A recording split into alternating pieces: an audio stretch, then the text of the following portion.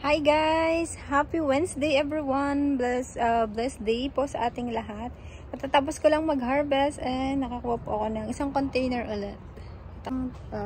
One container again guys. Sana nga po dumami na siya kasi nakakamiss na mag-harvest ng madami.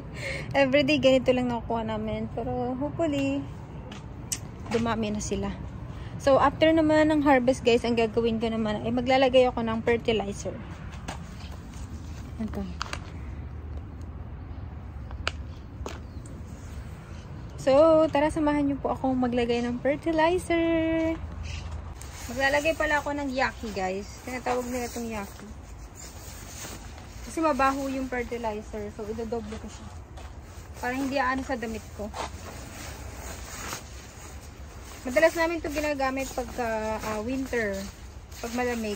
Pero ginagamit ko siya pagka, ginagamit ko din siya pagka ganito maglalagay ng pataba, fertilizer. Kasi lalo na pag mabaho. Pag mabaho yung aming nilalagay. Mabaho yun, so kailangan ko nito para hindi ganong kumapit sa aking damit. Tapos pag uwi ligo, ganito. Lalo na pag mabaho ang ano, ligo agad. Mainit nga lang ito guys. Pero tiis ganda. Tiis ganda muna. Para ano. Tsaka natin to. Okay.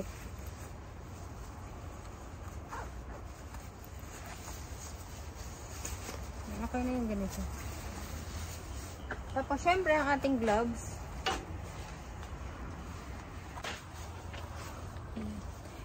Magbobota sana ako. Yung bota ko pala nabasa ng ulan kasi ang lakas ng ulan kahapon ng madaling araw hanggang umaga. Tapos ito ay yung bota ko nandito lang. Pumasok kasi yung ano, gawa ng lakas ng ulan, pumasok dito sa loob ng greenhouse. So basa yung bota ko, hindi ko siya pwedeng gamitin. Baka bumaho yung paa, diba, pag ginamit ng basa. So tsinelas na lang. Tsinelas na lang. Tingnan. Ayan, ganyan lang tayo. Buhay ng farmer. Buhay ng farmer dito sa Japan. So, tara guys. Kulang ako ng gunting para pambukas dito sa ating pataba.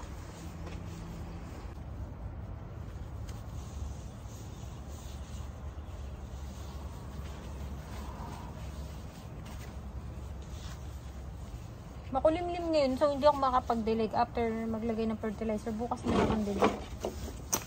Kasi ano eh, naulan-ulan pa. 20 kilos siya guys.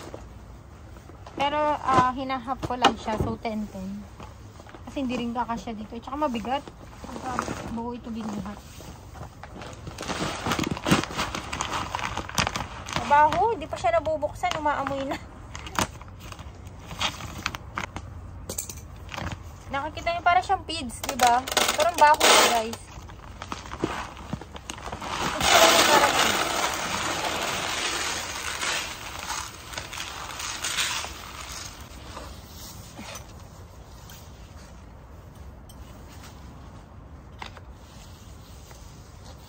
Na ano na nga to guys, nasira na, tinali ko na lang. Kasi mahirap pagka walang tali, pag yung ibang tali yung ginamit.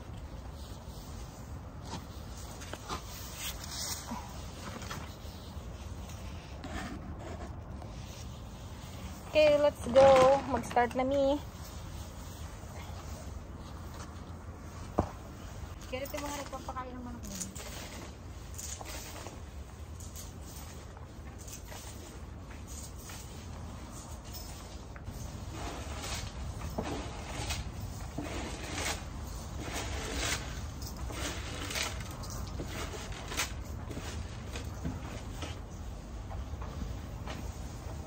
Diba?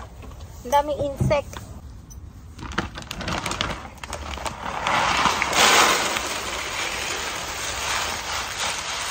Hindi naman sa kabila.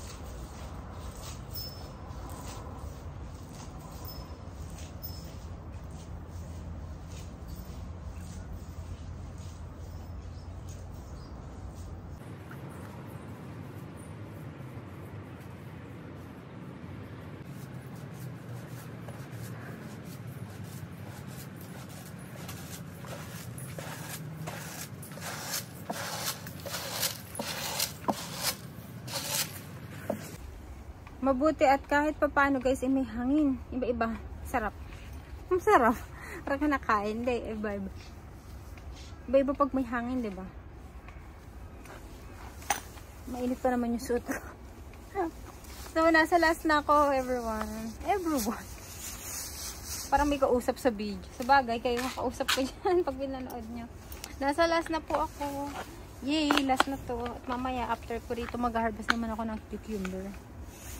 So, let's go. Last na.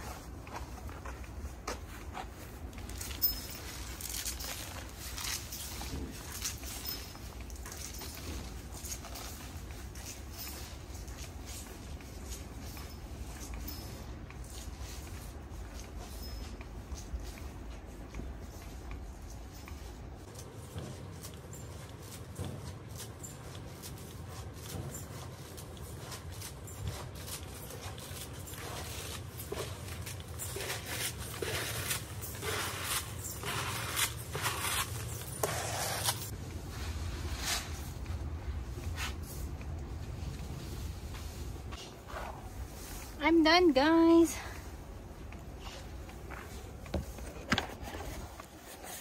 Tapos na tayo. Magliligpit muna tayo. Yung mga plastic.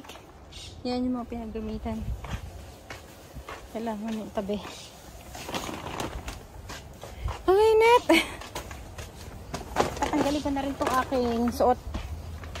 Itong ano, inilagay ko sa ibabaw. Mabanas. No choice kasi yan mabaho. Mabaho kasi. Mabaho.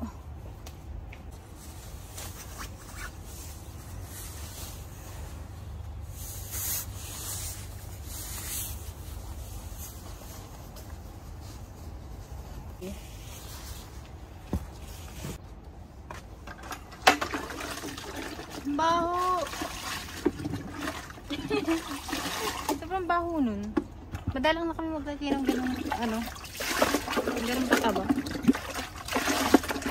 Naka-gloves naman ako, tsaka naka-doble, pero mabunugas pa rin ako. Meron naman, alcohol wet tissue dito. Itsura ko. Ay, pagsapasin nyo lang yung farmer. Haggard na naman.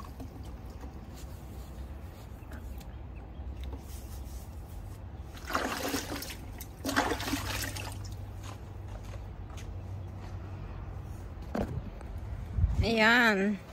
Yung tsura ko. Ang pawis. Mag-harvest kasi ako guys ng cucumber.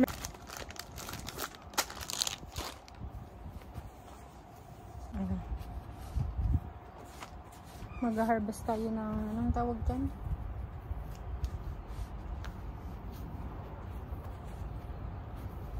Cucumber. Alam niyo ba, tuwan-tuwa ako sa aking melon kasi ang laki na. Pero hindi ko alam kung paano ba malalaman pag pwede ng harvestin. Paki-comment naman po sa mga nakakaalam dyan. Pero maliit pa naman. Excited lang ako. Feeling ko mga first week siguro ng July, yan pwede ko ng harvestin.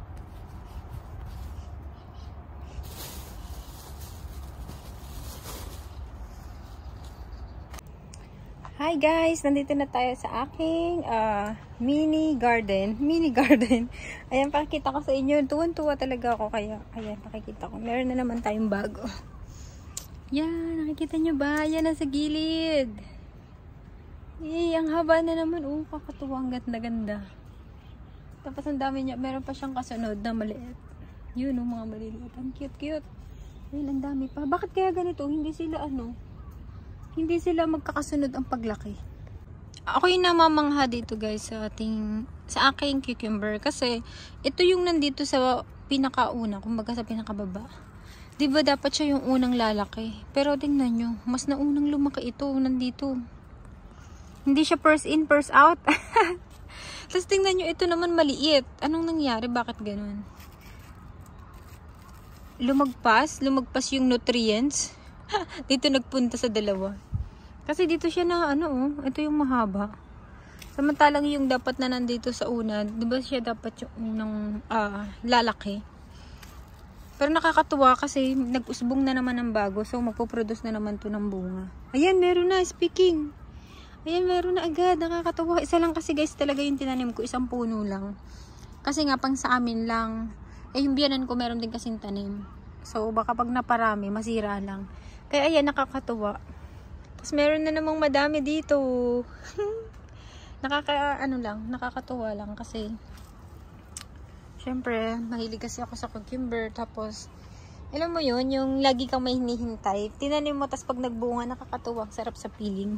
Hindi ka na bibili. Magkano lang yung bili ko sa punla, pero every other day, nakaka-harvest ako. Tapos, ito namang aking melon, guys. Tingnan nyo. Ay, pakwan. Pakwan pala. Watermelon. Malapit na. Nakakatuwa. Lalaki na nila, oh. Ito, sumayad na dito. Tapos, ang ating melon, yan, watermelon, maliliit pa naman yan. Nagbawas nga ako ng sanga niya, baka mamaya ako, hindi lumaki yung bunga. Kaya ayun, oh, may duko tinapon yung, pinagtanggalan ko kanina. Binawasan ko ng dahon, at saka ng puno. Ay, meron pa pala akong di natanggal dito na, yung ginupit ko kanina. Binawasan ko siya, eh. Yan, tinanggal ko kanina. Nakakatuwa lang. Tapos, ito na rin. Nandito na rin tayo. Ang palaya ko, ayan, papalaki na siya. Diba? Ang ganda. Nakakatuwa, oh. Talagang ganito na ako, masayahin.